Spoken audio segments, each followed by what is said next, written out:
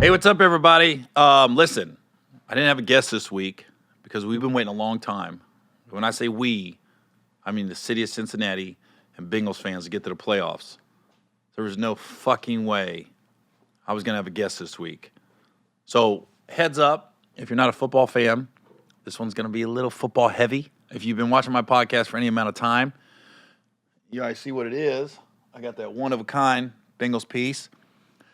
I got that floating football. And heads up, I bought both these items, or they got sent to me when the Bengals were terrible. And now that we're good, I really think we're going to the Super Bowl. And I'm really a homer, and I know it. But I got these socks made. Check these bad boys out. My face is on them. I've been waiting. I said I'm not going to wear them until we go to the playoffs.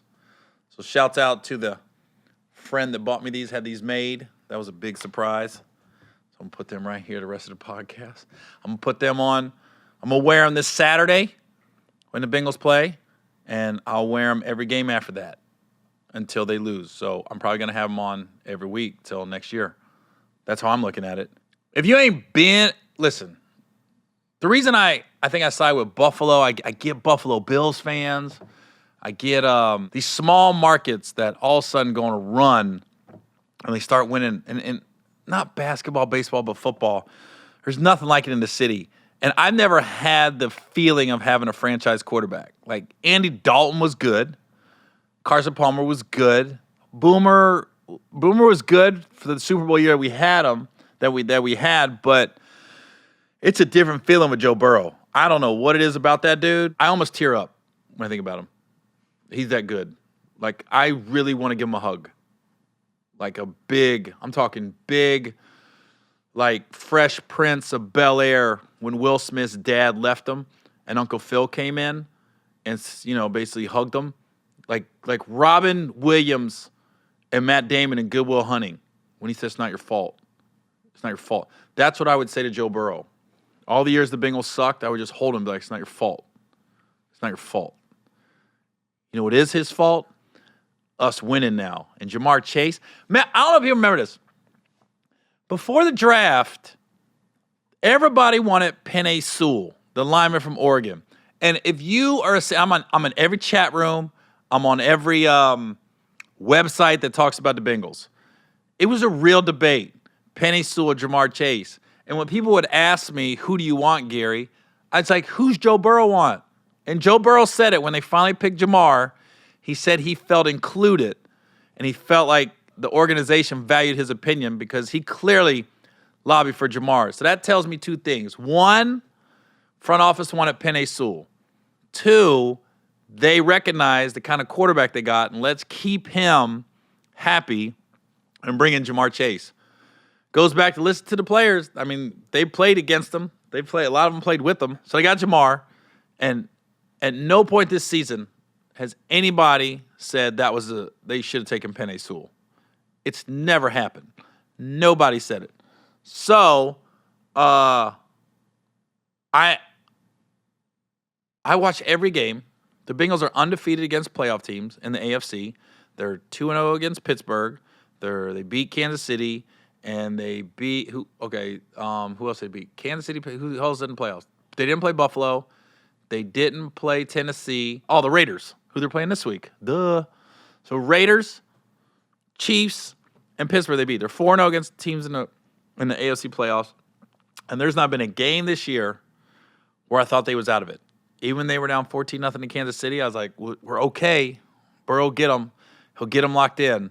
So it is an exciting time. I have money set aside that I've been setting aside for years in case the Bengals ever go to the Super Bowl. And I really hope I get to spend that money this year because I am in Greensboro, North Carolina the night for the Super Bowl. And I don't know how easy it is to get to L.A. from Greensboro, but I'm going to find out. I don't know if I got to walk to Charlotte and catch a plane. Do I got to get a private? But I ain't missing that game or that Super Bowl. And if they win it, I might be on the podium. I'm not going to be Kevin Hart. I'm not getting turned away. I'm going to be there, and I might get arrested. And you might see new pictures of me. I don't know what's going to happen, but it's going to be something that I've been waiting for my whole life. So I'm going to give my predictions for this.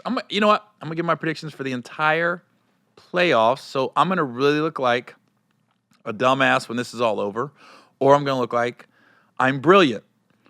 So the first game is Las Vegas, Cincinnati.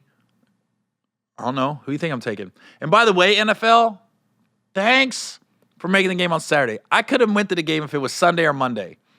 But even before the playoffs, I begged on social media, do not make the game Saturday. And they made it Saturday. Last time we was in the playoffs in 2015, we played the Steelers on Saturday night. And I was like, so it's like, I'm not happy it's on Saturday, but I'm happy it's the early game because I got to show them Philly that night so I can actually watch the game from my hotel room. But still would have been nice to go, but it is what it is. So I'm going to take Cincinnati over the Raiders, Buffalo over New England, obviously Tampa Bay over Philly, Kansas City over Pittsburgh. Here's where it gets tricky. I don't think there's ever been a weekend where all the home teams won, wild card weekend. I could be wrong. The two games where I could see the road team winning is San Francisco at Dallas or Arizona at the Rams. So I'm going to take the Cowboys. I'm not 100% confident on that one. I'm going to take the Rams. I think this is the first year it's going to happen. I think all the home teams are going to win. But if you're asking me which one I'm most unsure of, San Francisco and Dallas. I just think San Francisco matches up good with Dallas. But so if all that plays out, then the Bengals would travel to Tennessee. Of course, I'm taking the Bengals. The Bills would go to Kansas City, where I think the Bills would win. So that would mean the Bengals and Bills in the AFC title game. Last time Bengals went to the Super Bowl, who'd they beat in the AFC title game? The Buffalo Bills. I'm just saying. It's weird how this is all working out. But it was in Cincinnati. And then, of course, I'm going to pick the Bengals. So in the NFC, if it all plays out like I said, then the Rams would play Green Bay and Dallas would play Tampa. Dallas would be at Tampa. So I would take Green Bay over the Rams, and then I'd pick Green Bay to go Super Bowl. So I think it's going to be Bengals versus Green Bay. And, of course, the Bengals win. I could look like an idiot on these picks, but we'll see what happens. I didn't really pick any upsets. So, enough about that. I just lost probably half the female listeners talking so much football in the first 10 minutes.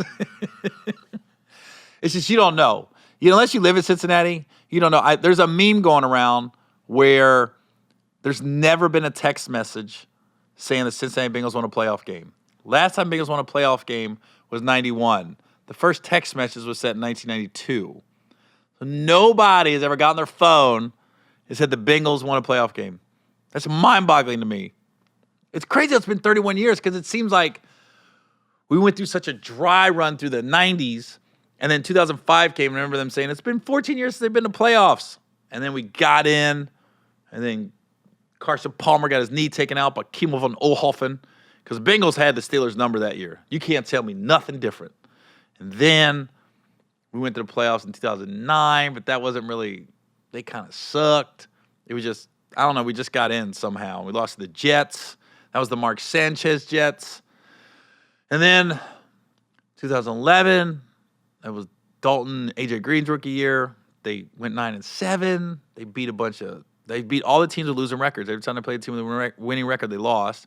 They lost to the Texans. Then they lost to the Texans in 2012. Then they lost to the Chargers in 2013. And that's when they were 8-0 at home, 6-0 in the division. I did not see a scenario in my head where the Chargers would beat them that year.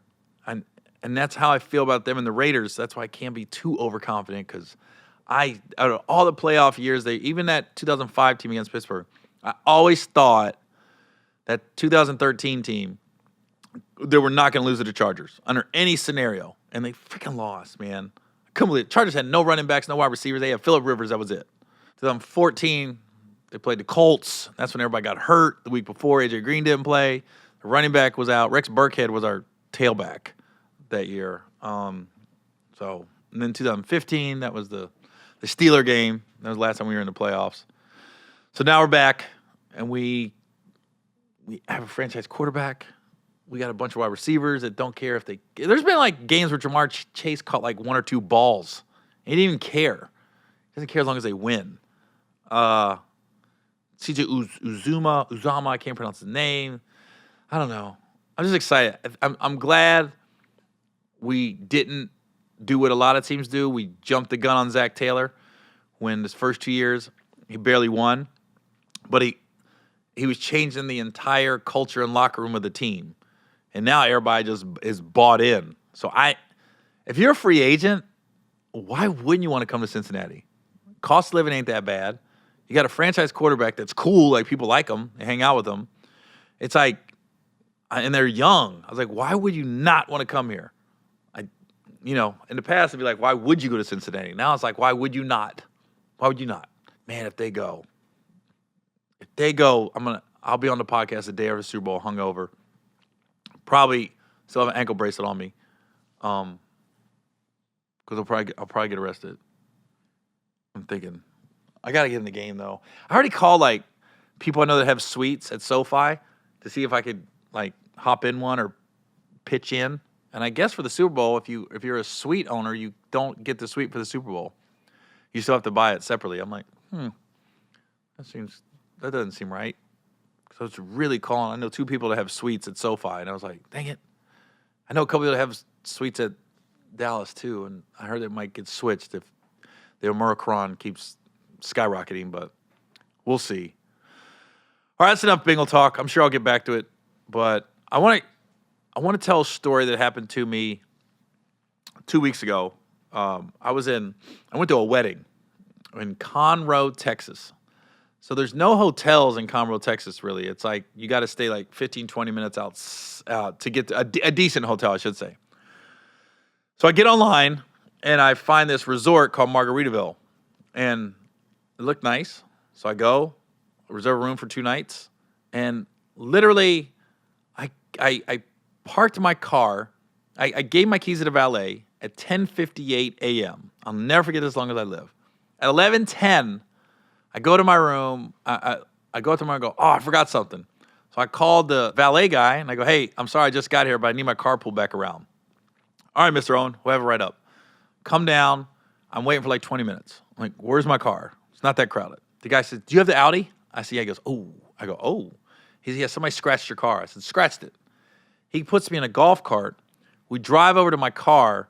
The whole front bumper is off. Like it's off. It's on the ground. The front taillight is knocked out. Paneling gone. It's undrivable. You can't drive it. And he's the valet guy's like, he's not sure what happened. One of his guys didn't do it because they would have scraped up another car. Clearly a white car hit it because there was white paint all on it. Basically, I thought the guy was trying to be helpful at first because he was like telling me, call the cops, you got to get a police report. I go, you're right. We called the cops. The cop came and made a police report. And then when I realized, oh my God, my car's not drivable, the Margaritaville gave me a ride to the wedding in this big, bright Margaritaville van. Not how you want to pull it to a wedding, by the way. So the next day when I go to check out, and I'm talking to the lady, that night I was talking to the lady, like, how do we rectify this? Like, what do we do?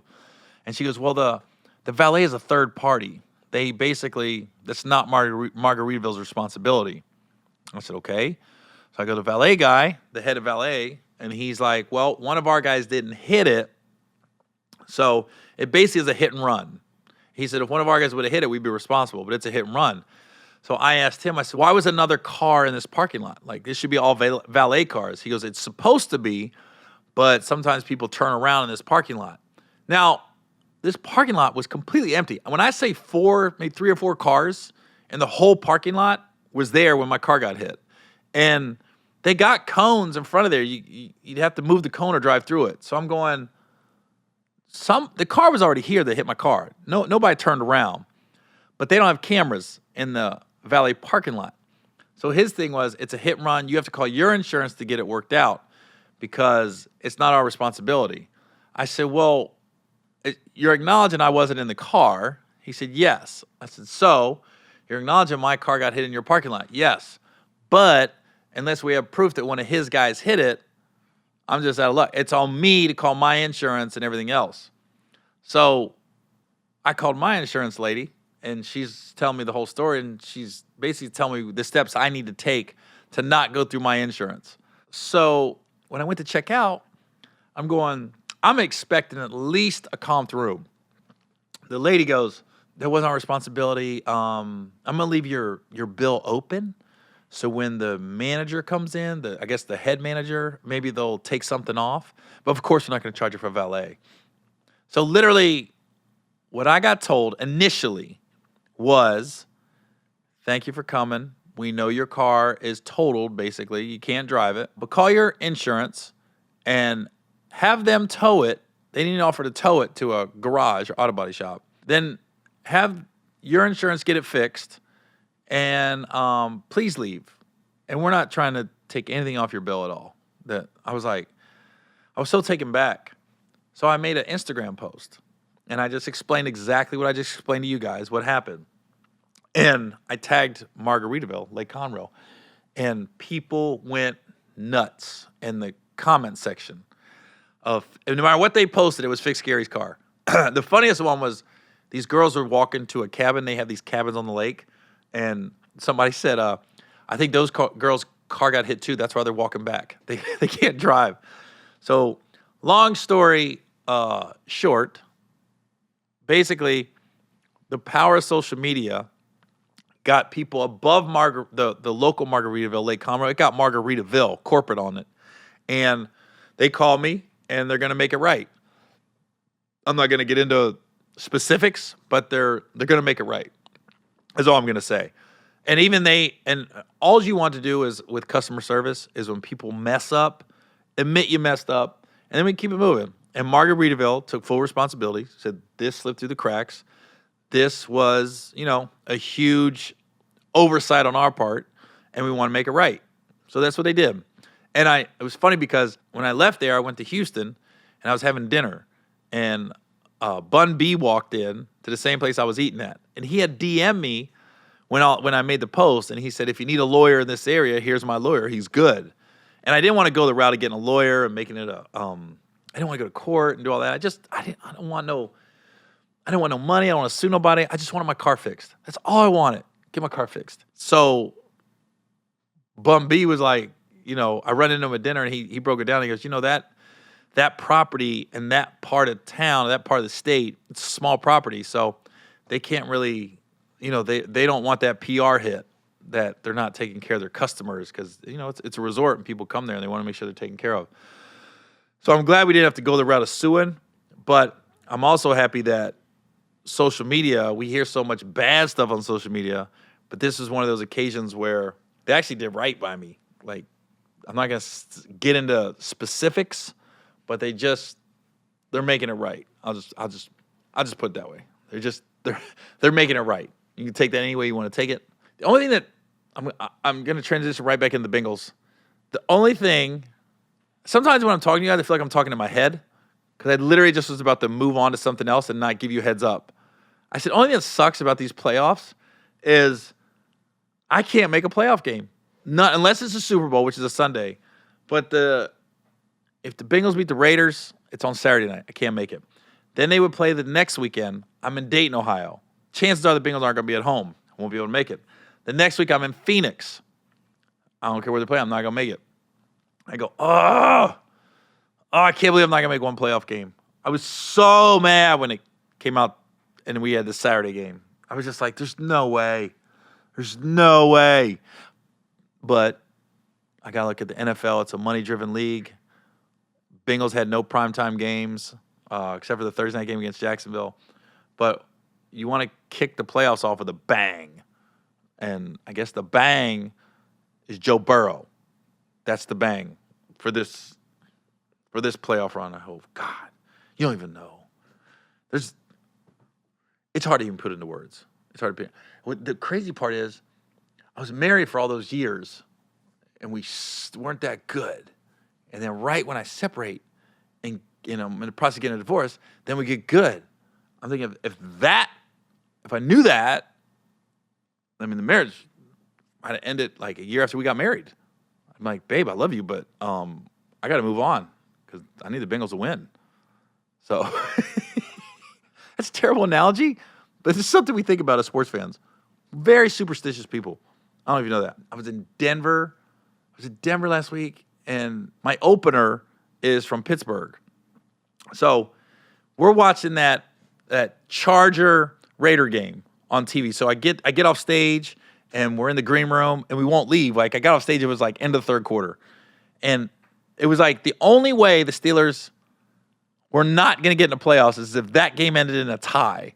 And there's nobody ties in the NFL. There's been like, 10 ties in the last 6 years. All of a sudden, it looks like it's going to end in a tie. And my opener was from Pittsburgh, who he's drinking now, right? So I got to keep in mind, alcohol's kicking in a little bit, and he's talking a little crazy.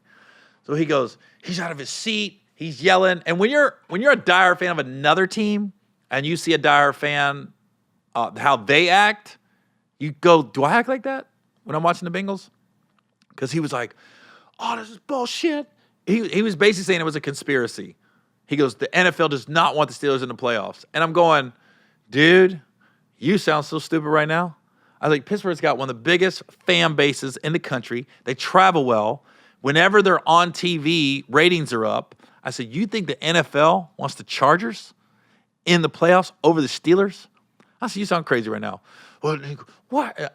Spoiled fans kill me because Pittsburgh fans are spoiled. You guys are in the playoffs just about every year. You don't have losing seasons. And then this year you barely make it in, and my guy's complaining.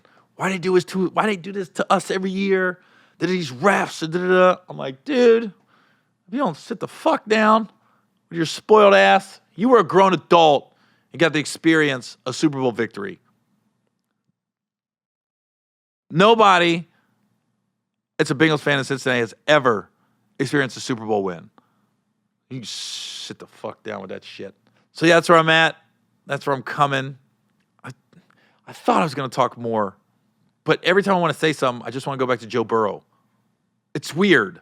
I want to talk about the defense. I want to talk about the kicker. I want to talk about the punter, but I can't. I just go back to Joe Burrow.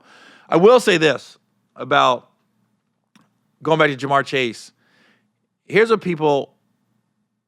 I noticed this as I was watching the national title game between Alabama and Georgia. Is Jamar Chase sat out his last season at LSU because of COVID. And you see all these players now, they'll sit out the bowl game if they know they're going to get drafted high in the NFL. And the novice fans, I think a lot of people are starting to come around. They're starting to be like, yeah, that's a good move if you do that. But you still got these dire fans be like, you're abandoning your team and da-da-da. Listen, team's great, but teams don't pay the bills. They don't, once you're not on the team anymore, they don't care about you because you root for the uniform. But the guy in Alabama catches the ball, completely destroys his knee, and he's out. He's supposed to be a top 10 pick in the draft. And I was like, that's why guys aren't playing in the bowl games right there. I'm not mad at none of these kids for sitting out if they know they got millions on top of millions riding on that bowl game. You can have the ring. You can have the Sports Center moment. I'm good. I want to get the check. That's what I want. So I think when I saw, as soon as that guy went down that Alabama game, I said, I don't think nobody is saying, I'm so glad he played and tore his ACL. You know, I hope he had a good insurance policy to cover him. But I was at the first thing I thought it was Jamar Chase and the wide receivers at Ohio State that sat out. But Jamar was COVID, which is a little different, but still. So anyways, this is not a long episode. I just want to talk about the Bengals a little bit, give my playoff predictions, talk about my car at Margaritaville since it was a big topic on social media. You know it's a big topic when Monday, I'm still technically in the area, but on all the Houston radio stations, the hip-hop stations, it was the top story. It was my car, and it was like, how do you handle that when everyone's trying to, Margaritaville saying it's the valet's fault, valet saying it's not our fault, we just rent from Margaritaville. Everybody's washing their hands of it. But the bad part is I was one, quote unquote, left out in the cold. Like, I had nowhere to go. And then they gave me a ride to the rent-a-car place. So, anyways, it all worked out in the end. I do want to talk about other stuff, but I can't. I just keep going back to the Bengals. So I'm really sorry about that. But I'm not sorry because I think we're going to the Super Bowl. Call me crazy. I don't know. But if I'm back on here in 4 weeks, remember this podcast, motherfuckers. That's what I'm talking about. Ooh, motherfucker. I hope we go. All right. I'm going to cut this short. I'll see. I got to go. I got to prep for the game. I got to put these socks on. All right, you guys. I'll see you next week.